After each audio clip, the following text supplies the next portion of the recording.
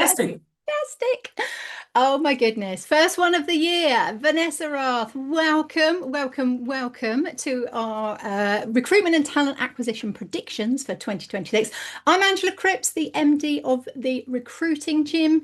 We're here just a minute or two early because we're trying something new, and you know what it's always like with the tech. So do click the link if you're struggling to see it working, although that doesn't work, does it? Because I'm talking to you.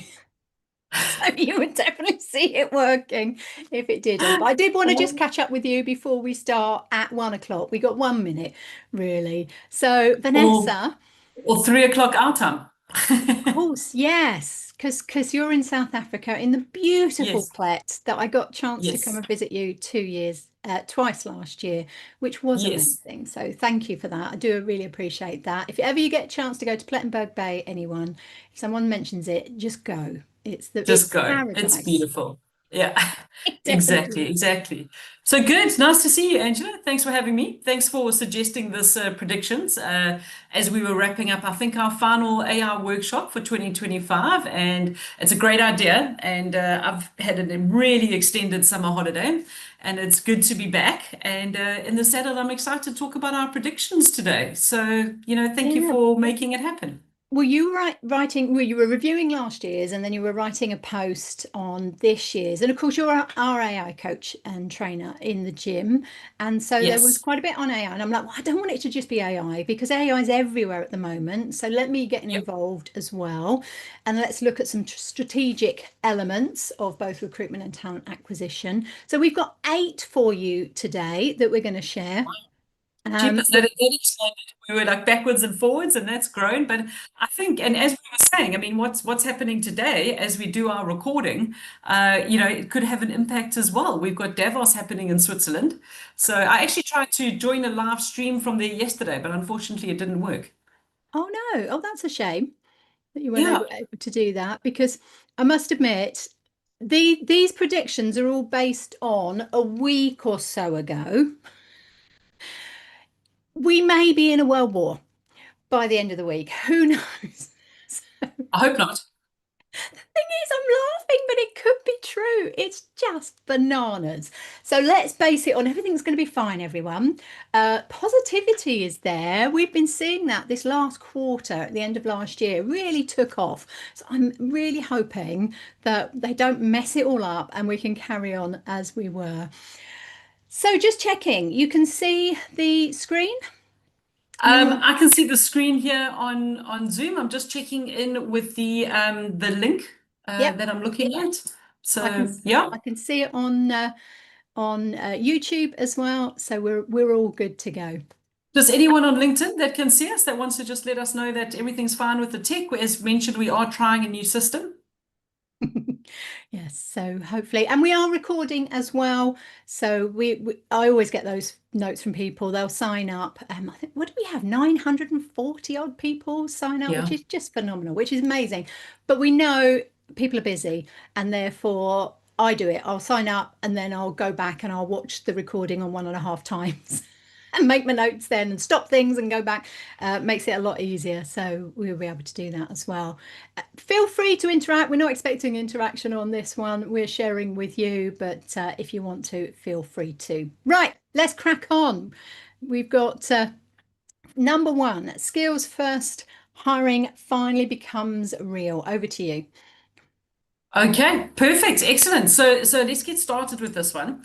And this one actually was really, really interesting. And I've got an article that I want to share that backs this up. So what we've got is, and this is a big shift because I even was looking at a couple of other people's predictions for 2026, and they were saying that, this is going to be kind of like the number one, the only one that we need to focus on.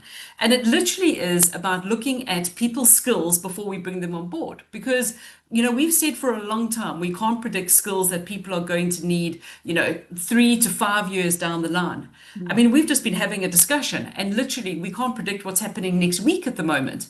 So the easiest way is to actually to look at people's skills, and some of the key skills that are coming out are actually soft skills, like adaptability, resilience, ability to learn.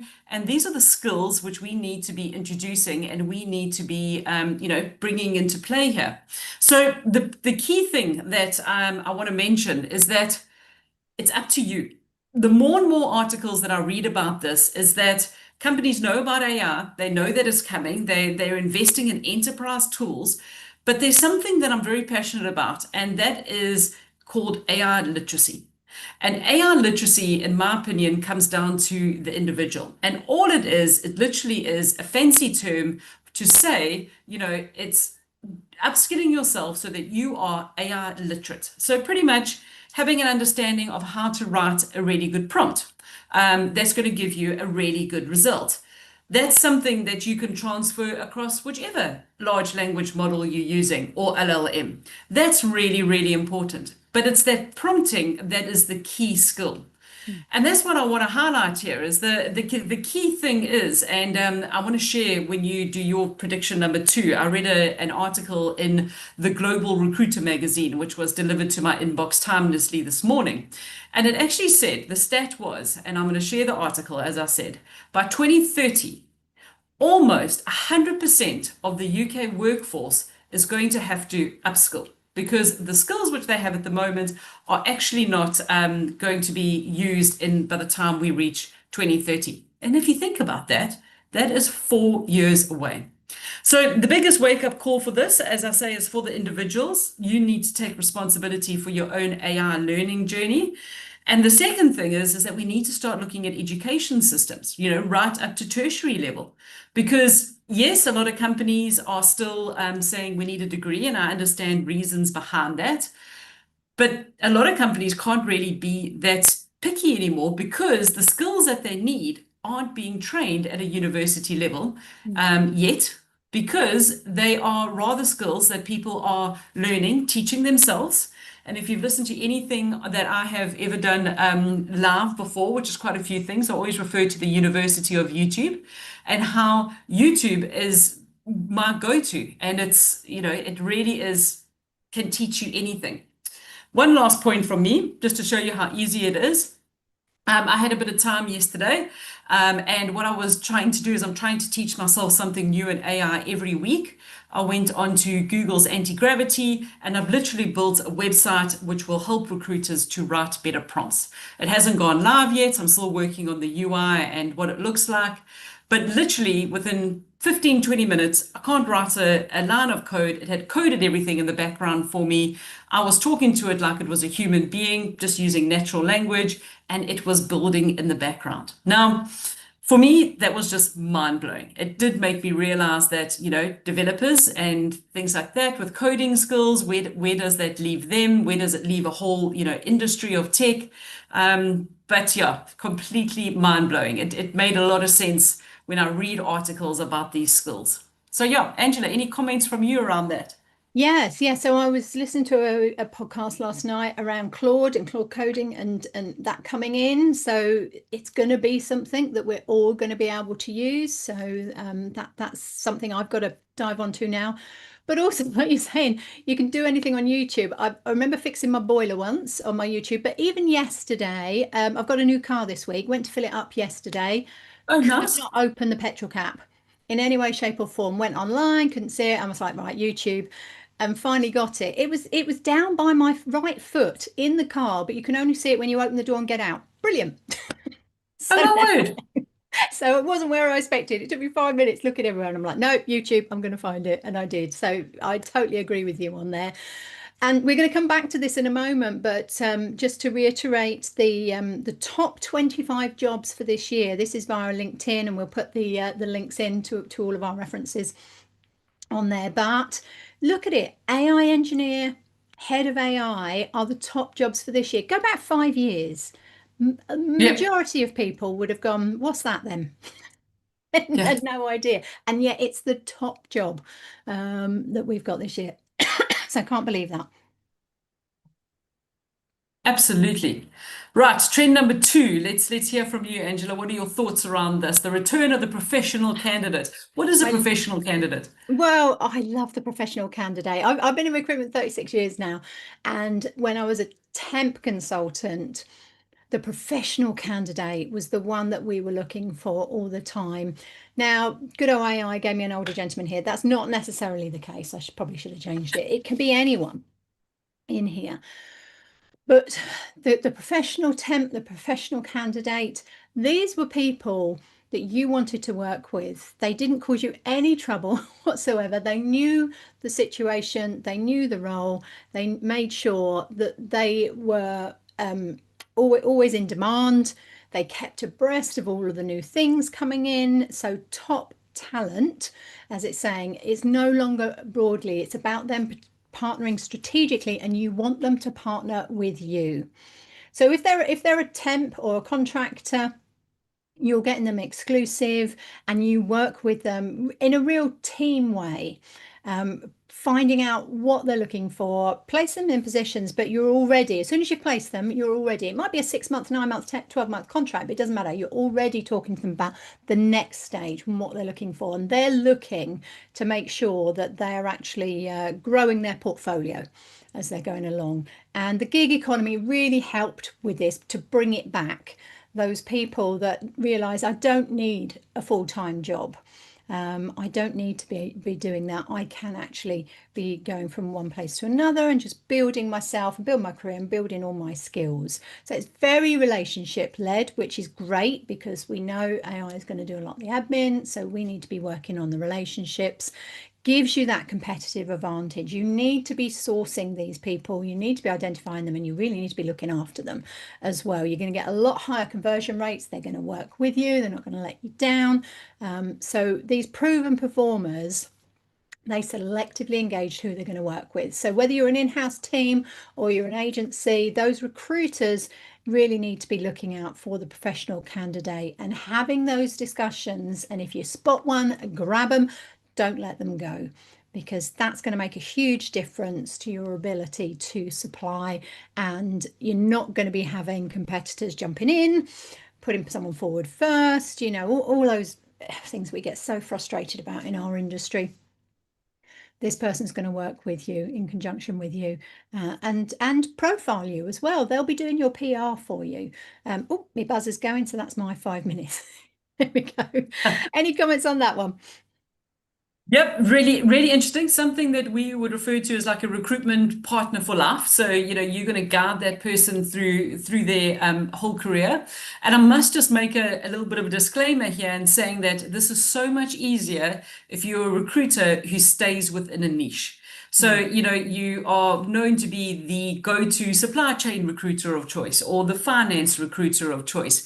And that makes it so much easier to build network community on both the client and the candidate side. But yeah, it's a great way to stay relevant. And I loved your point there about these people become, almost your personal ambassador. And they keep saying to their colleagues in the space, yeah, great, work with this person, they're the best. And that's all good. Yeah, brilliant. Cool. I like Right, that one. number 3, over to you. Okay. Brilliant. So AI becomes the backbone of hiring. So really interesting. I was just saying to Angela that I have been back since last week, Monday.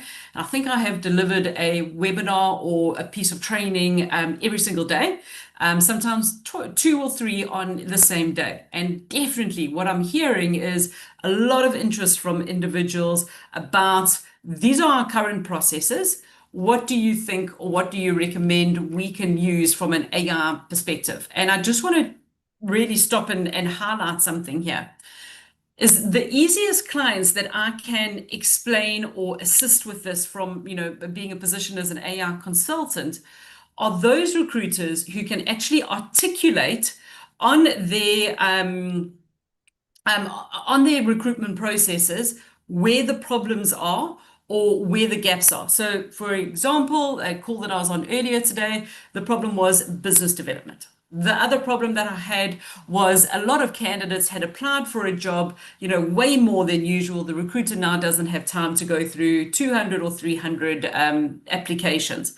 So there is an AI tool for that. So what I'm going to do is I'm going to put into the chat, the list to my AI tried and tested tools, because I've tried to put those into as many categories as possible, as if this is your friction point in the recruitment process, then this is the tool that I recommend that you should be going to use, and you should be going to have a look at. So the key things for me here is that if you don't know why you need AI, you need to really sit down and think about it, because we are seeing a lot of the shiny magpie, oh, AI here, there, and everywhere. Let me go and, buy a tool that's going to help me. On that note, sadly, two of the tools that were on my AI tried and tested tool sheet actually contacted me in early January and said, Vanessa, we're actually having to close shop because our tools don't work anymore, because LinkedIn's getting really strict in the background, or because it was too expensive for hosting and we need to rethink our business model. So these things change all the time. But the biggest thing that I want to leave you with is you've got to get onto this bus sooner rather than later. Because what I'm seeing happening is a lot of people that are being left behind on the AI bus. It's quite a journey, and I would just say that you've got to look at it from two perspectives. And the first is, how are you using AI? And I'm talking about this more around the LLMs. Are you a ChatGPT user, Grok, Gemini, Claude, whatever it is?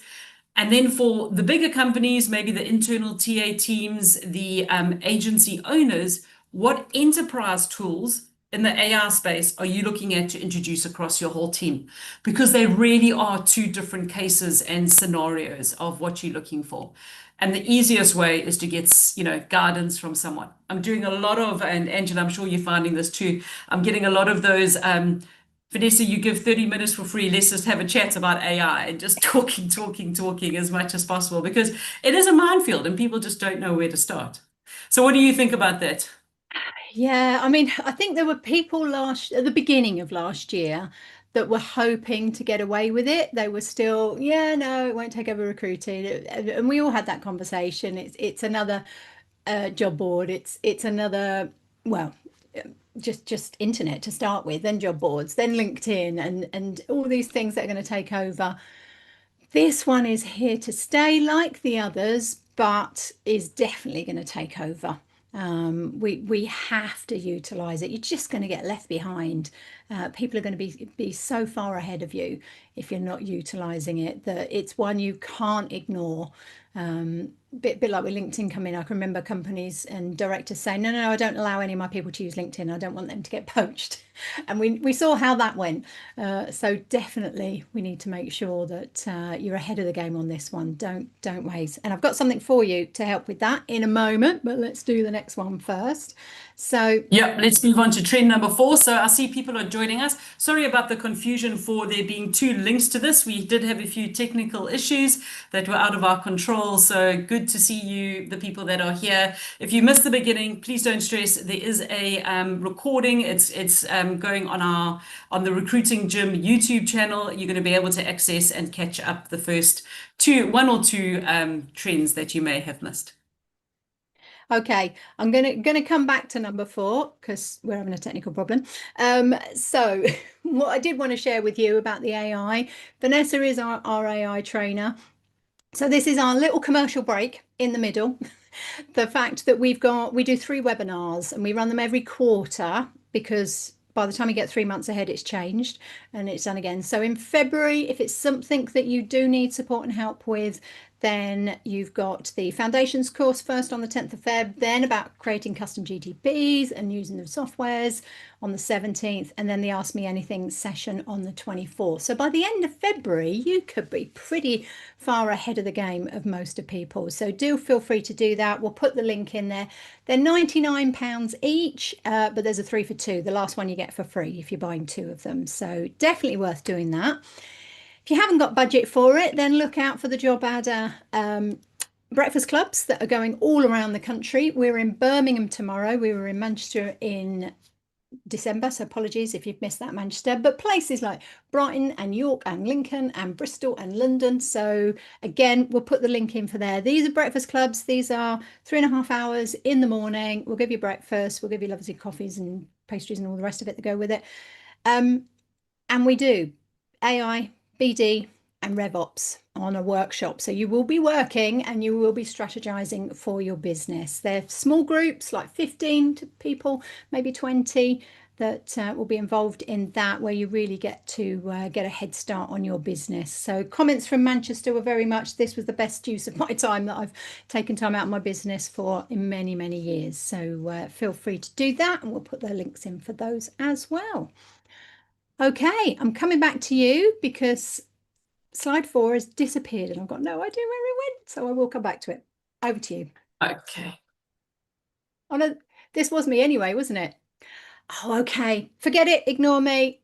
It's the beginning of the year and I'm not quite au fait with everything again at the moment. There's been a few issues. Right. Trend 4, job filling to capability delivery. So this is about making sure that you're not just working with an individual job description.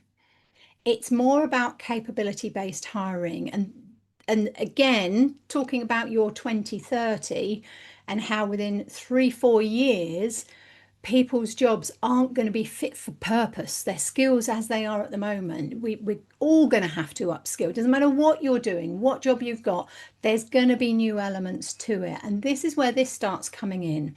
So it's all about tangible outcomes. We've got a lot of companies where they're looking at that capability for delivery. So whether you're in-house TA or whether you're an agency, try and step back from just filling jobs. Look at working with your clients and really getting an overview of the next year, 2 years, 3 years, maybe even up to that 2030. What's the plans, how they're going to tackle it, and how are they going to make a difference?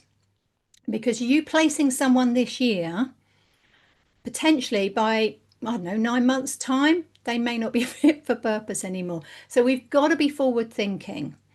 We can't be rigid in the requirements as they have been. There's got to be a lot of flexibility with it.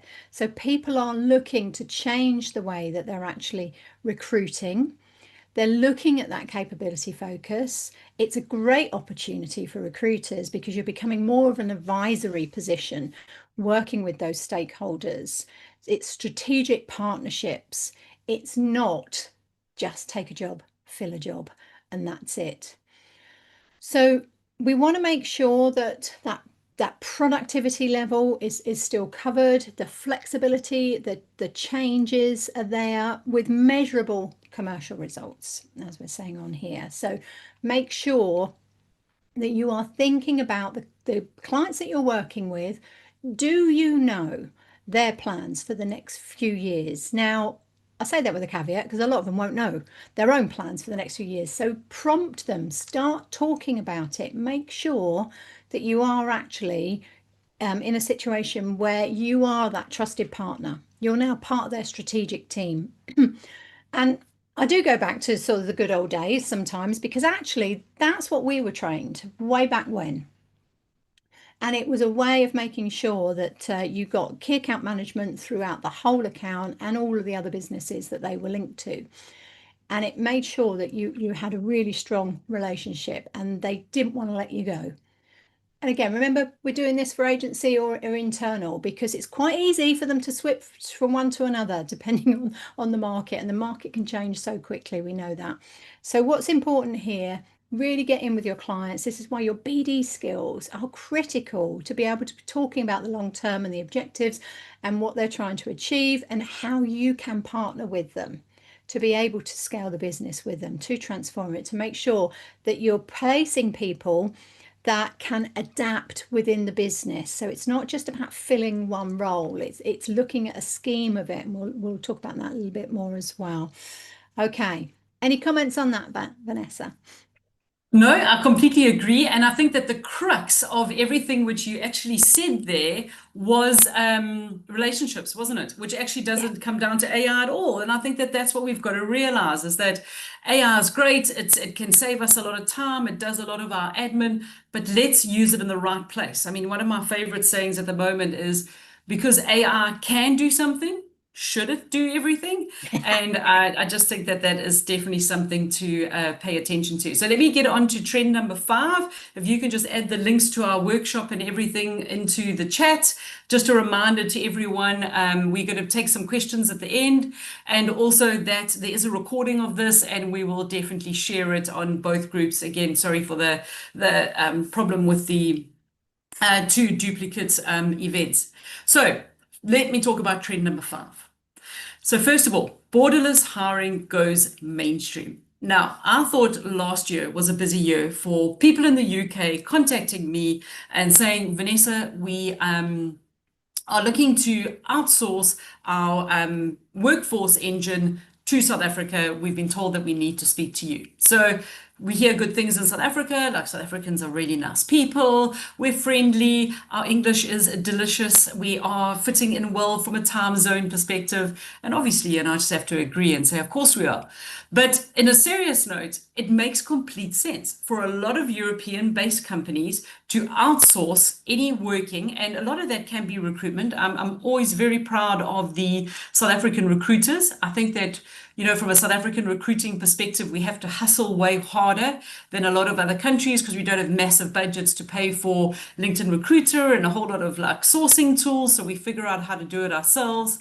And I really think that it's a fantastic idea. South Africans get to stay in country. It's actually created a whole sort of new industry out there, which is EOR, Employer of Record, which is a place that I see a lot of recruitment agencies playing in over here. Mm. So what's also really nice is that COVID forced a lot of people in many different countries to maybe have a bit of a lifestyle change. I mean, it's no secret we moved to the garden route, and we both work remotely. Now, there's a lot of people who now are being affected by, oh, can you come back to the office?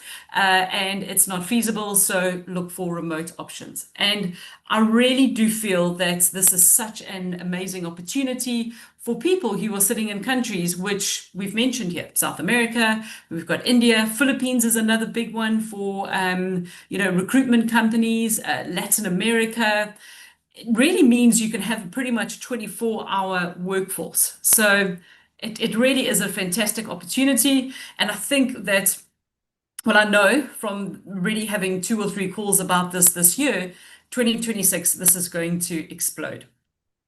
So just remember, there's pros and cons to everything, but it is, for me, a fantastic opportunity for people in countries who may not have had exposure to more of a global opportunity to start a business, or to people living elsewhere in the world for them to grow their skill set. So my big tip on this one, how do you get discovered? It's personal brand. So it's something I've harped on about for 7 years of running my own business. Post frequently, have an opinion, add value. That is how you're going to be found. No one knows if you're just being as quiet as a mouse sitting in your home. Any comments there, Angela? Well, I've been training in South Africa last year. It was India the year before, so I've been experiencing this myself. Latin America, not so much so, but we're in San Diego in a week's time, aren't we? Yeah, together. So it's not too far. Maybe we take a little trip across there. But this is what Get I've over to loved. Tijuana. Yes, we'll get there for the weekend. Um, but this is what I've loved. People have adapted so much over these last 3, 4 years. They're dealing with the time zones. I'm seeing so many companies now that are using outsourcing and putting people in strategic places. So yes, South Africa, yes, India. I'm seeing the Philippines a lot more as well as Australia. So they're getting everything covered in that way. And obviously Latin America is one that I haven't experienced myself, but I can see how that would be perfect for that time zone as well. So there is no excuse anymore, is there? Global hiring, as No. you've said, it's strategic And you could be a one-man band and still be utilizing this. And that's what I love about it. It's not for the big boys anymore. They don't have to have locations in all these places. You can actually develop this yourself. So if it's something that you're interested in, then yeah, look into this a little bit more, because I think that's going to make a huge difference to a lot of people's businesses. Right, we're doing good. And I've got one link in the other one, but I need to come back for the other one to let people have the details for our AI workshops. I will be there in a moment. Right, trend 6 then. Revenue accountability becomes non-negotiable. So RevOps is going to become a standard this year, industry-wide adoption, so revenue opportunity. This is what we're going to be training tomorrow at one of the breakfast clubs. One of the sessions is on RevOps, and this is about bringing everything together in the business, making sure it's all aligned and that you're taking advantage of all the strengths. So it harps back again to it's not the single insular job. It's strategic. You're bringing people in with different skills that can flex and change, work on projects, and therefore the company can adapt as quickly as possible. So this is for you in your own recruitment companies or TA in your with your recruitment teams, as well as for whoever you are recruiting for. So if this is a term that you've not heard much about, get to one of our breakfast clubs and you'll learn more about it, but also do some of your own research as well as to how you can implement it into your business. Denise that I'm working with, she talks about a company that increased their profitability by like 43% within a year of implementing RevOps and taking an opportunity to actually align everything, bring it all together, all of the departments talking to each other. And of course, AI and automation are making this a lot easier for everyone, but it's about getting those teams together. I've been delivering leadership courses for over 20 years now. And what I love is when we do a leadership and management program and they go, right, yeah, here's all the leaders in the business. This is who I want on the course. We do the 6 modules every year. And then my question is, who else? And they're sometimes a little bit flummoxed because they've got all of the sales managers and the directors and the billing managers are in there. Great. And I'm like, so who runs your marketing? Who runs your finance? See, all of the other departments, do they have a team underneath them? Well, yes, of course. So their management, their leadership, why aren't you bringing them into it? And then, oh no, wonderful, we can do that as well. And it's like, yes, we definitely want to do that. And what I see is when these teams come together, and they're usually, for the companies we deal with, SMEs, there's probably between 8 and 12. But when you get the back office as well as the front office working together, oh, the shift that it makes, the understanding, the communication that makes a difference, and then them creating their business plans together so they all link. That's what we want. So if you've not got that, that should be a focus for you in 2026, because bottom line, it makes you a lot more profitable. It resolves a lot of issues within the business. A lot of stop gaps where you're getting it stuck and it's not happening. A lot of confrontation, all of the negatives. And I'm sure you know what they are. Get them working together, get them planning together, get them strategic, make sure it all follows through from top to bottom and then bottom to top. So we need the leaders saying what the plan is, where we're going, what we're doing, and then we need the managers managing and leading that with their teams and breaking it down so that the individuals within the teams create their own plans that actually then feed into and achieve the company's goals, because it's the people at the bottom doing the job. They're the ones that are going to actually achieve the goals or not. So if they don't know where they're going and what they're doing and how it all fits together, unlikely to happen. So I love this. I'm glad it's come up. I worked with Growth Accelerator about 12 years ago now, probably even longer than that, where I focused on this with companies, and there was 27,000 companies went through that program to bring all this strategy together, and 96% achieved their doubling of either staff, profit, or turnover in the next 3 years. They doubled by doing this. So put it on your list if you've not got it there already. Okay. Oh, I was a minute under on that one. So anything you'd like to comment there? No, it's interesting. It's actually a space that I haven't played in a lot, to be honest. And it makes complete sense, the thinking behind RevOps and, having dedicated people within an organization looking at this, because it's one of those roles where you're like, well, who does this belong to? Whose KPI can we put this under? So super interesting. But let's move on to trend number 7, and then I see we're getting a few questions coming through in the chat, which I love. So if Yes, I'll go anyone and have wants a to look at the chat. add in questions, What you're going. remember the link for our workshops. But I want to talk about trend number 7, which is trust, ethics, and personal brand taking center stage. And I must admit, this is really something that I've been passionate about for many, many years. I really put my personal brand pretty much front and center to everything that speaks to myself, having been able to be successful in this business. For example, I was training a team in the US last night, and we started with, it was around, branding and standing out, that I had never even met the person who booked the training. It was literally, they had seen what I was talking about online. They were a regular reader of my newsletter, and they said, we need this person to come and do some training. So there they are sitting in Phoenix, Arizona, and here I am in Plettenberg Bay, South Africa, and I'm running training with them, all down to your brand. And I think that there's two things with this. A lot of it is fear of putting yourself out there. And the second thing is always about timing. So if we look at the first part of this of trust, trust is something that you build human to human. This is not an AI thing. It comes down to your relationships. So a big push of what I'm telling people that work in the industry this year is get out to in-person events. I'm hosting a coffee morning next Friday in Johannesburg on my way out to San Diego to speak at a conference there. And the more time that you can spend face to face with people and meet them, the better. You're going to make much more of a lasting impression. That builds trust. From an ethics perspective, we saw last year a big year in AI. We had things like the EU AI Act coming into play, lots of other countries following suit. That's expected to be the gold standard. And ethics are really, really important. So, I've even seen companies now, there's a company called Warden AI that is very important for AI tools in the recruitment space.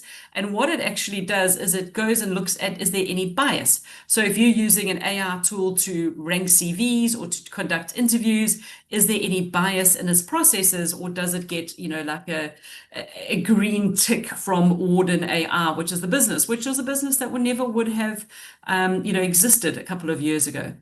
And then to finish to touching on your personal brand is, again, being brave to put yourself out there. And we've spoken about how, there's very few borders and barriers to entry these days. You can work anywhere in the world. It's just incredible what you can do if you open up, your mindset of it doesn't matter where you live. And I think that that is something that can be transferred into your brand. As long as you are adding value to people, you're posting interesting things, you have a good newsletter. I think that that's just, such a phenomenal start.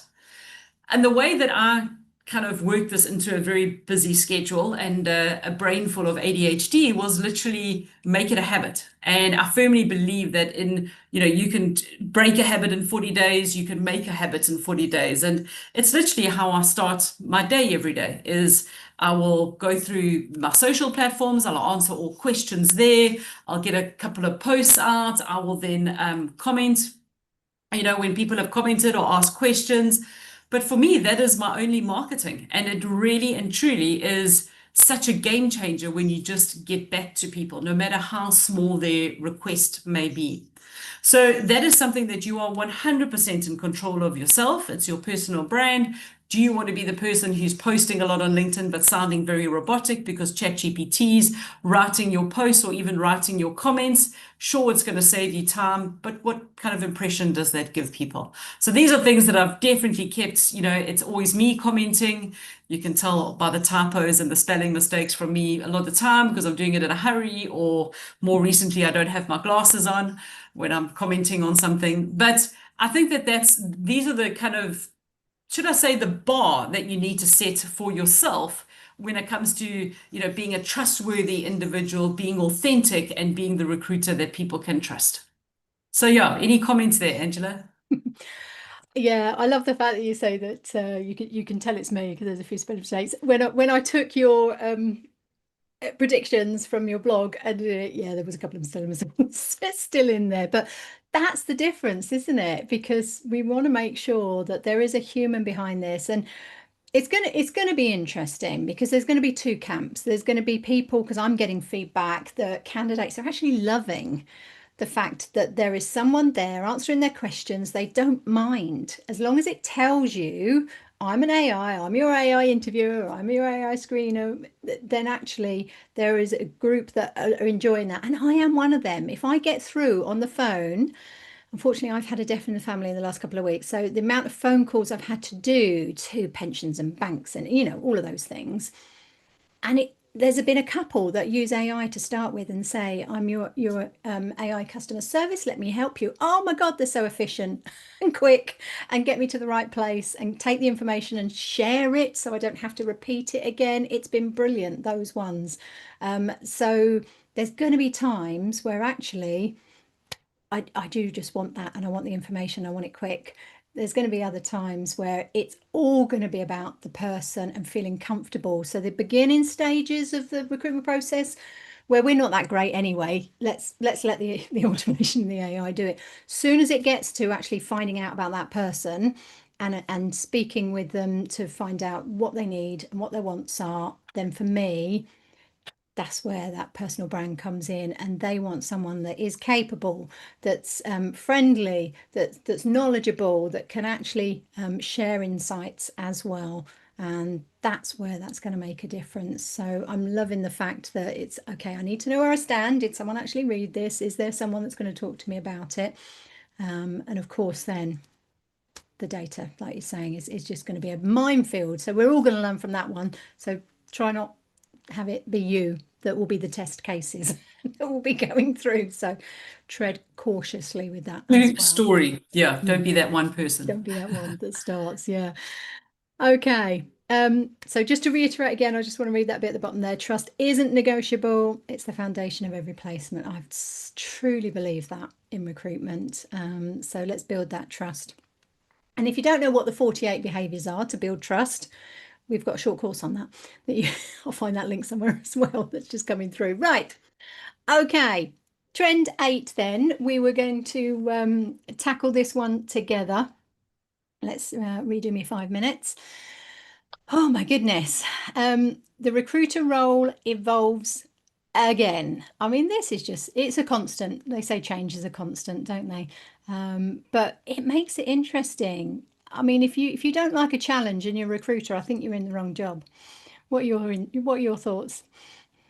Yeah, no, I completely agree. And I think that that's the key thing. And I saw this starting in 2025, a lot of people leaving the industry because they just like, I can't do this again. I can't just, keep changing and like my business model's completely changed and what worked 2 years ago isn't working. I don't know what to do. And they're looking to go into other things. And I do think that that's just going to keep going. I mean, I feel it like suddenly now I'm an AI literacy coach. I'm fighting to keep ahead of AI as much as, the next person on the street. And it is exhausting. But if we don't evolve, what are we going to end up doing? Hmm. Yeah, if you stand still, you're already behind. So I don't know who said that, but I always have, have that in my head because everyone else is moving forward. So if you're staying where you are, no, you're behind everyone already again.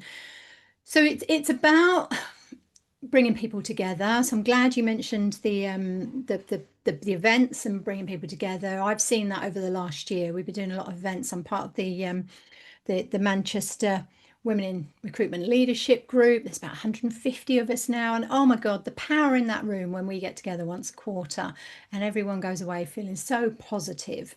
So if you haven't been getting out and about to events, there are so many that are free, but find the good ones.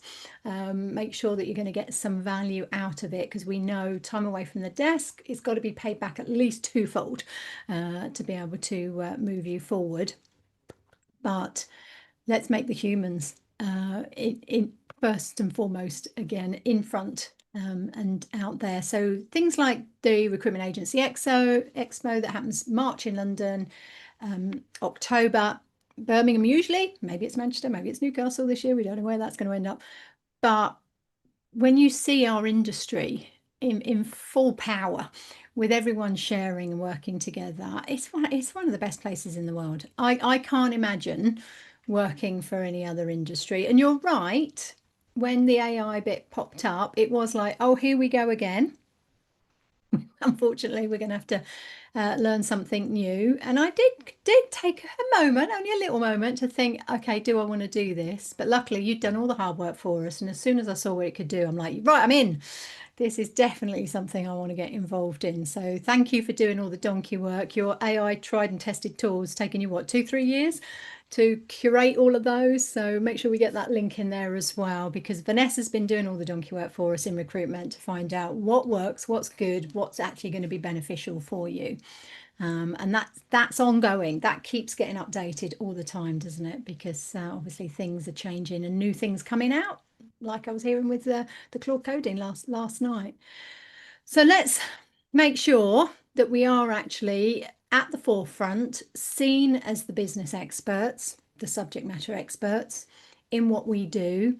Make sure you are, it's always ongoing learning, but make sure you actively put aside time for learning, for development, to make sure you do stay ahead of the game, because you're going to get left behind very quickly. It's just moving so fast.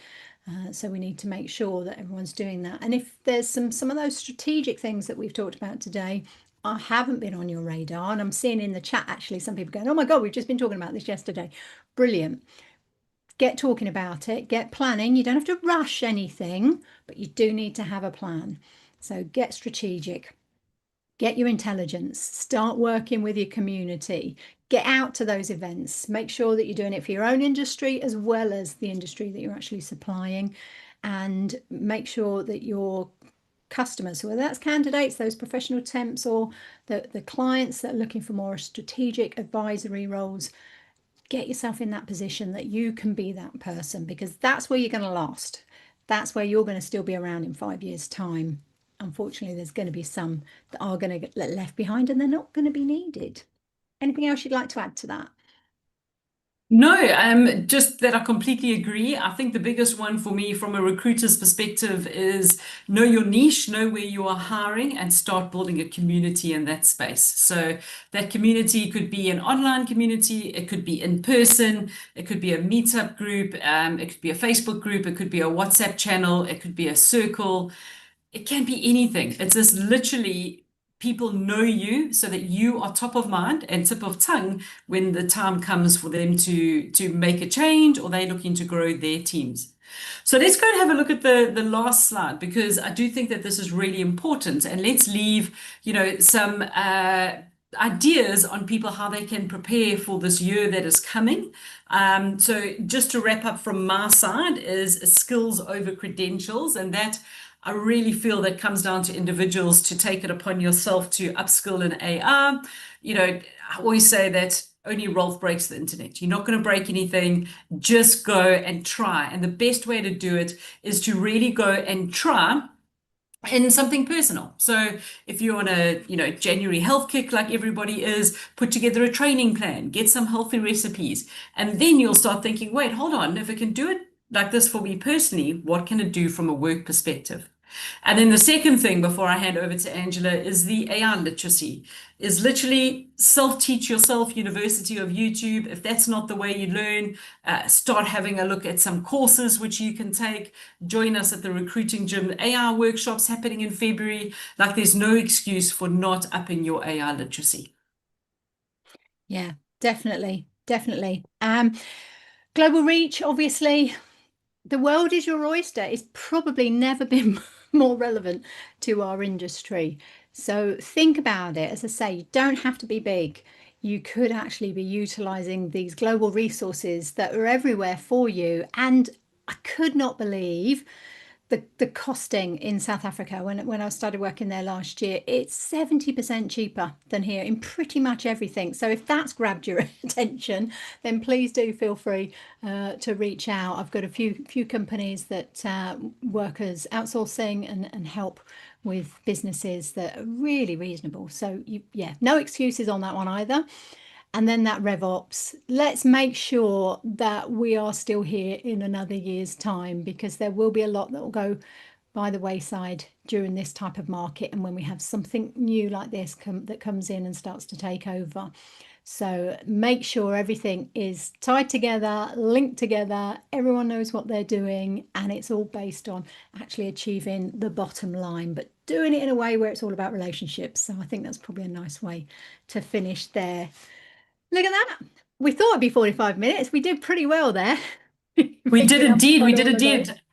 And I'm actually focusing on just that. scanning some questions, and there actually aren't too many questions. So if you have questions, pop them into the LinkedIn now.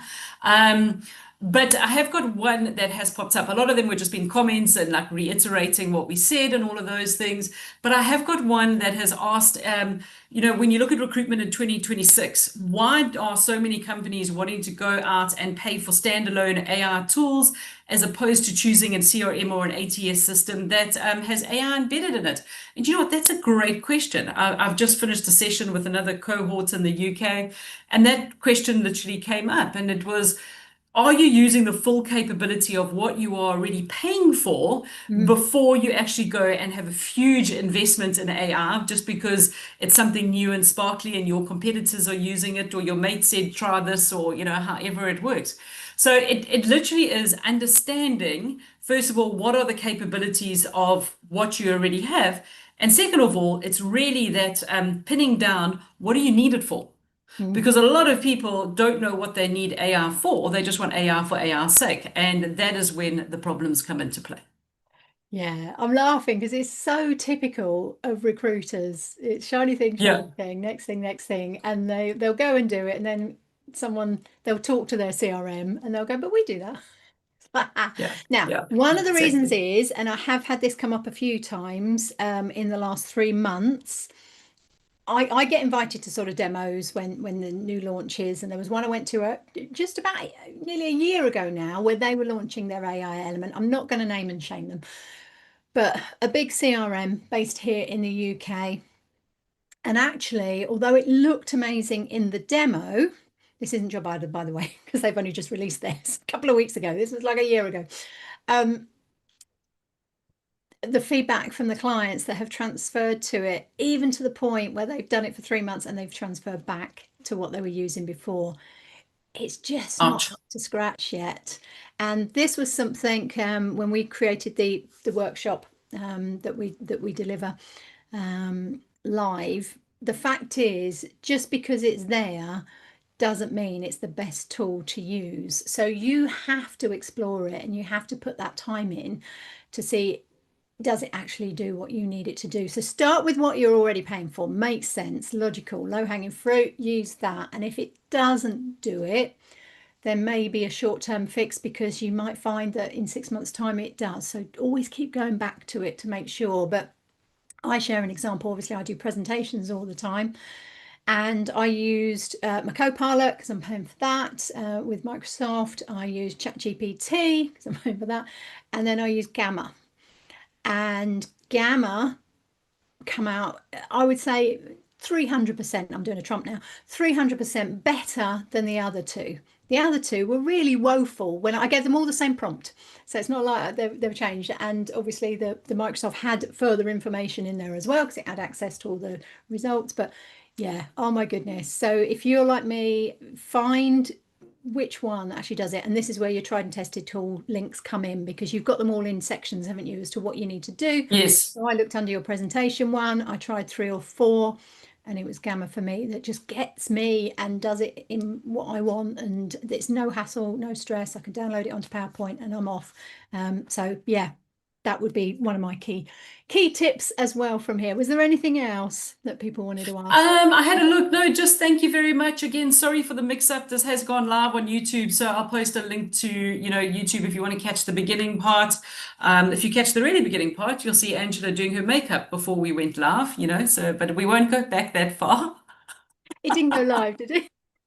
No, I'm sure that it didn't. It And has done yeah, before. It I has was done. I always do my makeup like 10 minutes before while we're getting ready.